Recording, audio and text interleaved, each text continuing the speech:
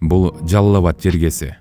Облус боюнча күн сайын Кыргыз Телекомдун 23 бригадасы жумушка чыгып, жаңы абоненттерди туташтыруу жана эскилерин заманбап була оптикалык линияларга өткөрүү боюнча иш алып барышат. Бул жергиликтүү калктын жашоо сапатын жакшыртууда олуттуу кадам болот.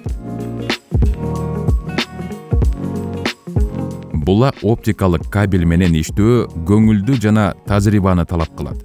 Кызматкер бул жерде 2 саатка чейин отурушу мүмкүн. Бирок натыйжасында кардар сапаттуу интернетке жетет. Бүгүн бүтөт да кысасы, Кудай кааласа. Буга чейин Кыргыз Телеком байланыш кызматтарын JES кабели аркылуу көрсөтүп келген. Алар чындап эле жогорку ылдамдыктагы туташууну камсыз кыла албайт.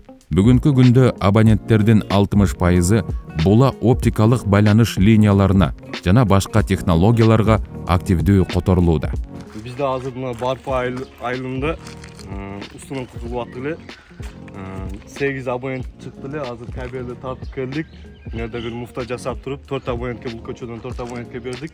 Кийин көчөдөн дагы 4 абонентке берип атабыз. Аз балдар таң башында пайка кылтат, сварка кылтат. Дагы бир балабыз уже үйдө устунун кутултат. Az биз барып туруп станциядан трансферлерди берип, линиясын беребиз. Анан подключение кылабыз интернеттерге.